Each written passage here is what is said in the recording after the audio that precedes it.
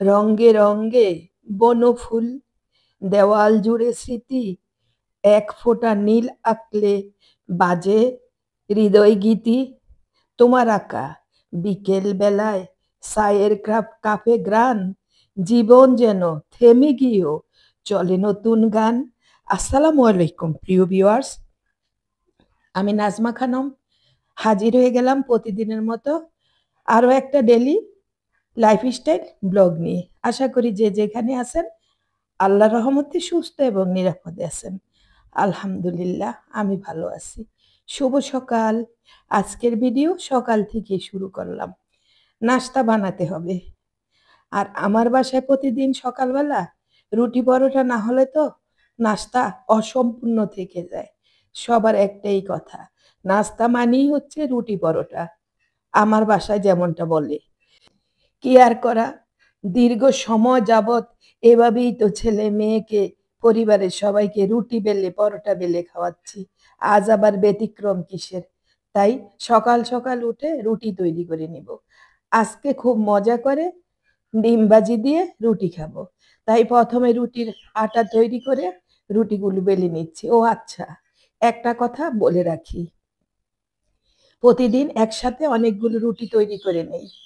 আর এভাবে আমি ডিপ ফ্রিজে রুটি সংরক্ষণ করি। চাইলে আপনারাও সময় বাঁচাতে এভাবে আমার মতো রুটি তৈরি করে ডিপ ফ্রিজে রেখে দিতে পারেন।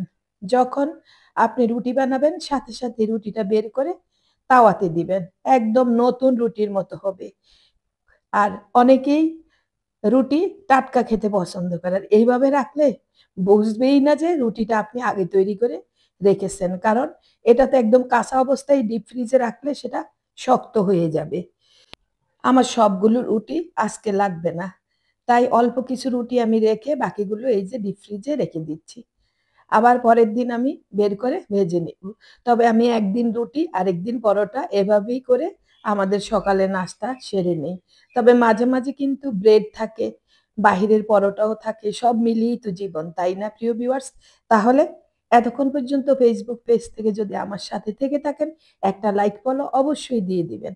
আর ইউটিউব থেকে যারা জয়েন করেছেন, আপনাদের কাছে ছোট্ট অনুরোধ, ভিডিও শুরুতে একটা লাইক দিবেন। আর শেষ পর্যন্ত ভিডিও না দেখলে ভিডিওর মজা পাবেন না।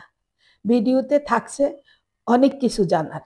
দেখেন তো রুটিগুলি কি লোভনীয় হচ্ছে না? আর এইরকম একটা রুটি না, আমার তো মনে হয় যারা রুটি পছন্দ করেন ৪ থেকে ৫টা রুটি খেয়ে নিতে পারবেন। আর এত সফট, এত মুলায়েম, এই রুটি সকালে সেকে আপনি রাত পর্যন্ত রেখে দিতে পারবেন। যারা রাতে ভাতের বদলে রুটি খান, চাইলে আপনারা এই রুটিটা হট বক্সে এভাবে সেকে রেখে দিবেন। যখন খাবেন সামান্য তাওয়াতে বা ওভেনে একটু গরম করে নিবেন, একদম নরম এবং টাটকা থাকবে আমার হাতের এই রুটিটা। সম্পূর্ণ রেসিপি যদি পেতে চান তাহলে অবশ্যই আমাকে কমেন্টস করবেন। কিভাবে রুটির ডো করলাম, কিভাবে রুটিটা আমি সম্পূর্ণ তৈরি করলাম আপনাদের সাথে শেয়ার করব। তবে আমার পেজ বা চ্যানেলে রুটি পরোটার বিভিন্ন রকম রেসিপি দেওয়া আছে, চাইলে দেখে নিতে পারেন। আর মাশাআল্লাহ দেখেন না, রুটিতে তাওয়াতে দেওয়ার সাথে সাথে রুটি কিভাবে গাল ফুলিয়ে দিচ্ছে। আর এইভাবে ফুলকো ফুলকো রুটি খেতে না ভীষণ মজা। গরম গরম রুটি এই যে সেঁকে নিলাম, কালারটা দেখেন সেই লোভনীয় একটা কালার, মাশাআল্লাহ।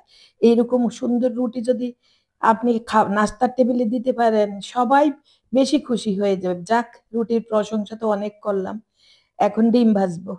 আর আজকে আমি কাঁচামরিচ, ধনিয়া পাতা আর পেঁয়াজ দিয়ে ডিম ভাজবো। আর ডিম ভাজাটা একটু যখন হালকা গোল্ডেন করে ভাজবো, সুন্দর একটা ডিমের স্মেল বের হবে। আর এই গ্রান দিয়ে আমি রুটি খেয়ে নিব। সাথে তো আমাদের প্রতিদিনের চা, যেটা ছাড়া আমাদের হয় না, সকাল বিকাল দুপুর আমার চা খেতেই হয়। যাই হোক, আমার মতো যারা চা খেতে পছন্দ করেন তারা তো বুঝবেন। এখন আমি সামান্য লবণ দিয়ে পেঁয়াজ মরিচটাকে একটু ডলে সফট করে নিলাম, এতে ডিম ভাজাটা মজা হয় বেশি। এখানে আমি ২টা ডিম দিয়ে দিলাম, আমরা ২ জন খাবো এখন। তাই ২টা ডিম দিয়ে দিলাম। আর বাসার সবাই কিন্তু বেড়াতে গিয়েছে। এখন ভালোভাবে ডিমটাকে মিশিয়ে নিলাম পেঁয়াজ, লবণ, ধনিয়া পাতা, কাঁচামরিচের সাথে ভালোভাবে চটকিয়ে নিতে হবে। এখন আমি যেই তাওয়াতে রুটি সেঁকেছি ওই তাওয়াতে আমি এখন তেল দিয়ে দিব। তাওয়াটা গরম আছে, এখন আমি তেল দিয়ে দিলাম। তেলটা দেওয়ার পর আমি তাওয়াটাকে ধরে একটু ঘুরিয়ে দিচ্ছি। আর এখন দিয়ে দিব গুলিয়ে রাখা ডিম। ডিমটা আমি একদম পাতলা করে তাওয়ার মধ্যে ছড়িয়ে দিয়েছি। আর ডিমের এক পিঠ যখন গোল্ডেন কালার চলে এসেছে, ডিমটাকে আমি এভাবে ভাঁজ করে দিলাম। এতে ডিমটা ফুলবে বেশি। ভাঁজ করে দিয়ে চেপে চেপে দিলাম আর তেলটাকে একটু গড়িয়ে দিলাম, কারণ এই তাওয়াতে তেলটা সাইডে চলে যায়। এখন ডিমটাকে আমি এভাবে মাঝখান থেকে কেটে ২ টুকরা করে নেব, কারণ ওই যে বলেছি আমরা ২ জন খাবো, আমি আমার ছেলে। তাই এভাবে ডিমটাকে কেটে নিলাম। আর দেখেন কি সুন্দর কালার চলে এসেছে ডিমের মধ্যে। ভালোভাবে এপিঠ ওপিঠ গোল্ডেন কালার করে ভেজে নিলাম। আর এখন এই ভেজে রাখা ডিম আর আমার হাতের তৈরি করা নরম তুলতুলে রুটি সাথে চা নাস্তা খেয়ে নিব। চলে আসবো নাস্তা খাওয়ার পর। আজকে কিন্তু একটা মজার রেসিপি আমি তৈরি করেছি, সেটা হচ্ছে কচুর শাক। আমি চিংড়ি শুটকি আর সিমের বিচি দিয়ে এই কচুর শাকটা রান্না করেছি। এর সম্পূর্ণ রেসিপি আমার কুকিং চ্যানেলে দেওয়া আছে, নাজমাস রসইয়ে। যদি কারো দেখতে মন চায় দেখে নেবেন। এত মজার একটা রেসিপি কিন্তু আমি তৈরি করেছি। যাই হোক, এখন আমি রান্না করলাম শিমের বিচি দিয়ে রুই মাছ। আর এই শিমের বিচিগুলো আমার ফ্রিজে ফ্রোজেন ছিল। আর শিমের বিচি ফ্রিজ থেকে বের করে রান্না করলে যে এত সুন্দরভাবে সিদ্ধ হয়ে যায়, আপনারা যদি রান্না না করে থাকেন তবে এভাবে শিমের বিচি সিজনে আপনারা রেখে দিবেন একদম সিলে একটা সুন্দর পলিব্যাগ বা এয়ারটাইট বক্সে, কাঁচা অবস্থায়, কিচ্ছু করতে হবে না। আর রান্নার ১০ মিনিট আগে বের করে ভালোভাবে ধুয়ে রান্না করবেন। এই তো হয়ে গেল আমার রান্না। আর এদিকে দেখেন, আজকে আমি ডিপ ফ্রিজ পরিষ্কার করব। তো এই রান্নাটা আমি একদম কম করেছি, যাতে আমি ডিপ ফ্রিজটা ঠিকভাবে পরিষ্কার করতে পারি। ঈদের পর আর আমার ডিপ ফ্রিজ পরিষ্কার করা হয় না। আর কতটা বরফ জমছে তো সেটা তো আপনারা দেখেই বুঝেছেন, দেওয়ালের মতো। সারাদিন আমার পার হয়ে গিয়েছে ঘরের এখানে ওখানে, শুধু এইভাবে মাংসের প্যাকেট, মাছের প্যাকেট ছড়িয়ে রাখছি।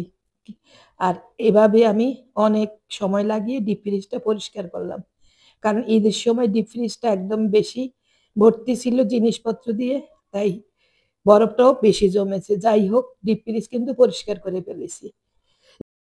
এখানে আমি একটা টিপস করেছি, সেটা হচ্ছে বেশি বরফ যখন ডিপ ফ্রিজে জমে যাবে, তখন এই বরফের উপরে সামান্য কিছু লবণ নিয়ে ঘষে দিয়ে রাখতে হবে। আর ঢাকাটা উঠিয়ে ফ্যানের নিচে রেখে দিলেই ১ ঘন্টার মধ্যেই বরফগুলো সব গলে নিচে পড়ে যাবে।